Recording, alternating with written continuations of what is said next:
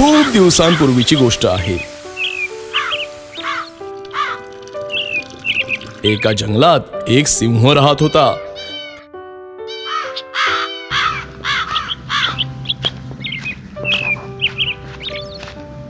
शिकार करण्याच्या शोधात असताना तो एका पिंजऱ्यामध्ये अडकतो.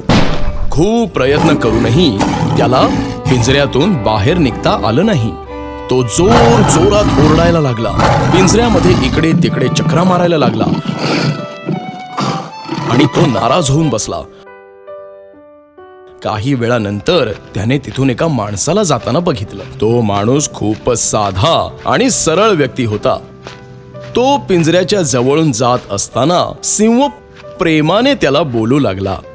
हे सज्जन माणसा, तुला माझ्या राज्यात बघून मला खूप आनंद होत आहे. हे तर माझं नशीब आहे, परंतु मला माफ कर. मी तुझे चांगल्या प्रकारे स्वागत सुद्धा करू शकत नाही, कारण की कोणत्या तरी दुष्ट माणसाने मला या पिंजऱ्यात कैद केलं आहे. तुम्ही मला त्या दुष्ट शिकाऱ्यापेक्षा साधे आणि खूप सरळ वाटत आहात. तो सज्जन माणूस आश्चर्यचकित झाला. त्याला सिंहावर दया आली. तो सिंहासोबत प्रेमाने बोलू लागला. प्रत्येक माणूस दुसऱ्या माणसापेक्षा वेगळा असतो. तुला या जगात काही चांगले व काही वाईट लोकही भेटतील. सगळे लोक सारखे नसतात. बरं जाऊ दे, मी तुझी काही मदत करू शकत असलो तर मला नक्की सांग. होय माझ्या मित्रा, तू जर मला पिंजऱ्यातून बाहेर काढलंस तर मी तुझे उपकार आयुष्यभर विसरणार नाही.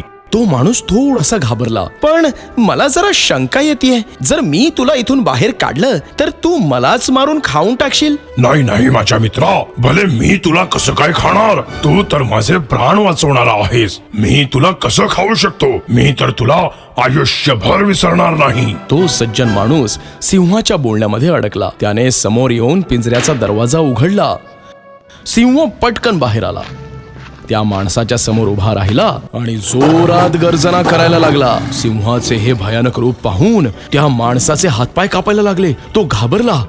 प्रिय मित्रा, मी इतका कृतज्ञ नाहीये. तू मला या पिंजऱ्यातून स्वतंत्र केलंयस. आता माझं कर्तव्य आहे की मी पण तुला या पापी शरीरातून मुक्त करू आणि माझी भूक भागवू. तो माणूस घाबरत बोलला.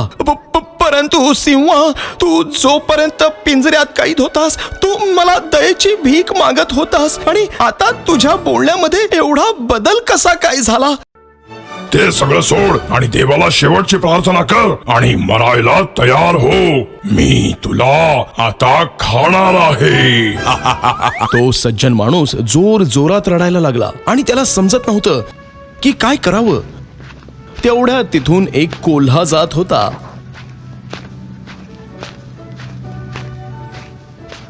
तो माणूस कोल्ह्याला म्हणाला. कोल्होबा, बघा ना, हा कृतज्ञ सिंह, मी याला पिंजऱ्यातून स्वतंत्र केलं आणि आता हा मलाच मारून खायचा विचार करत आहे. कृपा करून माझी मदत करा. कोल्हा खूपच हुशार होता. तो सर्व काही समजून गेला. कोल्हा म्हणाला, मी तुझी मदत तेव्हाच करीन जेव्हा तू सगळी हकीकत मला सुरुवातीपासून सांगशील. तेव्हा त्या माणसाने सगळी हकीकत त्याला सांगितली. कोल्हा समजला की भानगड काय आहे. तो हुशारीने म्हणाला, मला समजत नाहीये की तू काय बोलतोयस ते. तू जर मला माझ्या डोळ्यांसमोर सगळी हकीकत प्रत्यक्षात करून दाखवशील तर तुझी मी काही मदत करू शकेन. मला सांग, जेव्हा तू इथून चालला होतास तेव्हा सिंह कुठे होता. सिंह पिंजऱ्यात होता. तो माणूस म्हणाला. बरं सिंह महाराज, तुम्ही जरा पिंजऱ्यात जाऊ शकता का. नंतर सिंह पिंजऱ्यात गेला. हा दरवाजा कशा प्रकारे लावलेला होता जेव्हा सिंह पिंजऱ्यात होता. हा दरवाजा बाहेरून लावलेला होता. असं म्हणतच त्या माणसाने बाहेरून दरवाजा लावला आणि कोल्ह्याला सर्व गोष्टी सांगितल्या.